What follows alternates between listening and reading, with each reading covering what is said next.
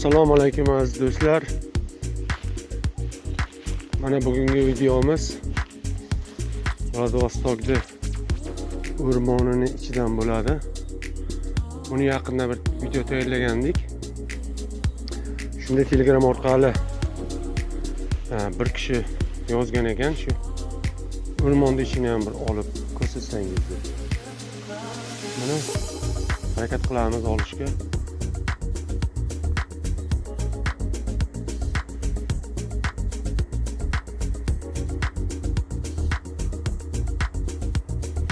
Bu Vladivostokda o'rmoni boshqa joyda o'rmonlarga qaraganda farq qiladi. Masalan, mana sever tomonlarda to'g'ri daraxtlar o'sadi u yerda. Qurilishga ishlatiladi ular. Sasna, beryoza, suyak, dub, har xil nimalar. Bu yerda boshqa joyga qaraganda bu yerda juda katta farq qiladi. Bu yerda mana bunaqangi daraxtlar o'sadi. Buni nomini to'g'ri o'zim ham bilmayman. Nima deydi? Lekin Vladivostokda men bilganim Vladivostokda qayerda bo'lgan bo'lsam, hamma joyda shunaqangi daraxtlar bilan qoplangan. Bu yerda bahor, hozir sezon bahor bo'lyapti. Mana bugungi chislamiz 28-may bo'ladigan bo'lsa, 2021-yil bo'ladigan bo'lsa, hozir mana shunaqa jarayon ketyapti. Bu har yana o'sadi. Bu yer juda baland bo'lib ketadi. O'sishda davom etyapti hozir. Har xil gullar. Mana yerda kakao sayrayapti.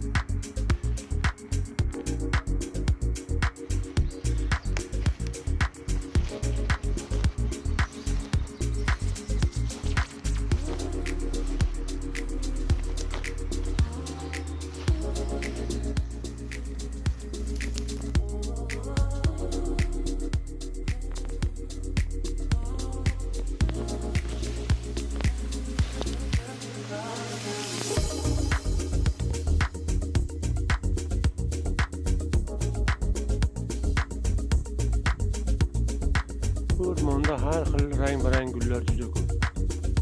Faqat uni aylanib ko'rish kerak.